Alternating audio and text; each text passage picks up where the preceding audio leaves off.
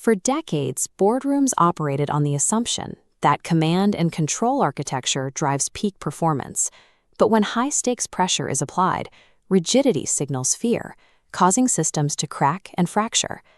To understand why these systems fail, you have to look at the biology of your team. Humans possess an evolutionary negativity bias designed to register threats.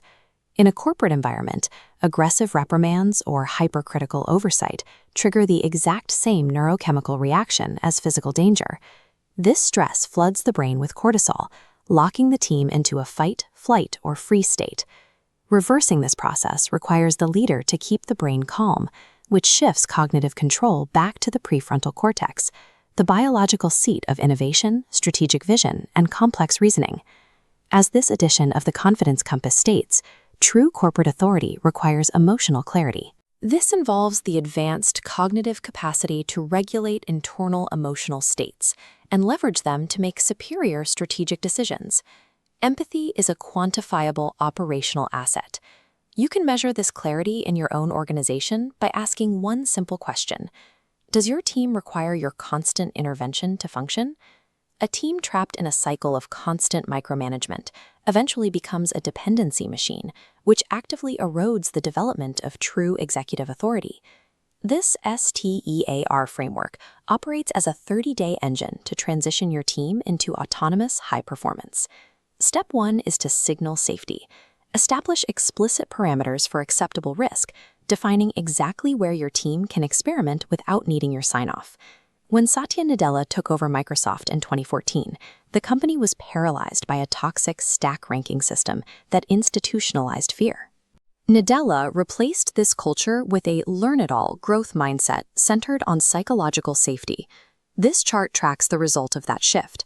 By prioritizing people strategy over pure tech strategy, Microsoft's market capitalization surged from $300 billion to over $3 trillion. Step 2 is the trigger audit. During strategic reviews, you must maintain a strict 3-to-1 ratio of positive to constructive feedback. This 3-to-1 ratio functions as a biological prerequisite. It ensures the prefrontal cortex remains receptive to growth, rather than being overwhelmed by the brain's inherent negativity bias. Delivering constructive criticism without first signaling safety and auditing emotional triggers causes the brain to process the feedback as a physical threat, immediately shutting down the capacity to learn. Step 3 is to engage SBI. Leaders must use the situation, behavior, impact model to remove subjective judgment and emotionally loaded language from their corrections. First, anchor the situation to a specific time and place. Next, describe the behavior. Rely only on observable, objective actions, avoiding any attacks on character or intent. Finally, state the impact. Explain the measurable consequence on the business or the team. Keep the feedback strictly factual, which keeps it actionable. Step 4 is to acknowledge gaps. Leaders must publicly own their strategic missteps and knowledge limits to model vulnerability. Sohail Ahmed applies this by openly discussing the collapse of his first business venture in Jamnagar. Instead of concealing the setback, he treated the failure as public learning data to help pivot toward a successful, agile model in Delhi. This diagram illustrates the empathy authority loop. When a leader models vulnerability, it directly signals psychological safety to the team, which produces autonomous high performance, ultimately deepening the leader's authority. Acknowledging a wrong call publicly deepens organizational trust and reinforces the idea that perfection is not a condition for contribution. The final step is reinforce ownership. Once alignment is achieved, you must step back from micromanagement and allow your team to execute. You see this mastered in elite athletics. Former Indian cricket captain MS Dhoni maintained absolute emotional composure during extreme, high-stakes moments. By offering unshakable trust and regulating his own reactions, he kept his entire team prefrontal dominant, preventing them from making fear-based errors under pressure.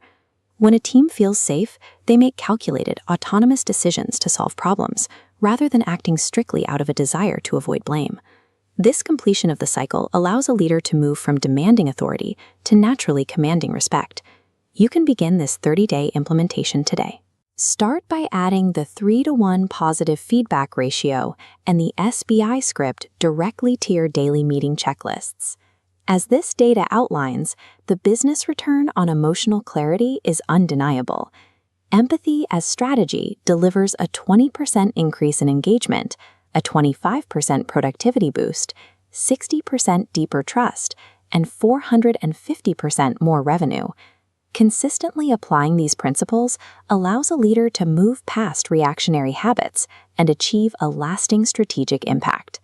To continue this work, subscribe to the Confidence Compass newsletter and follow Sohail Ahmed at @mentorsohail. You can also invite him to bring mindset transformation directly to your organization. Now, it's your turn.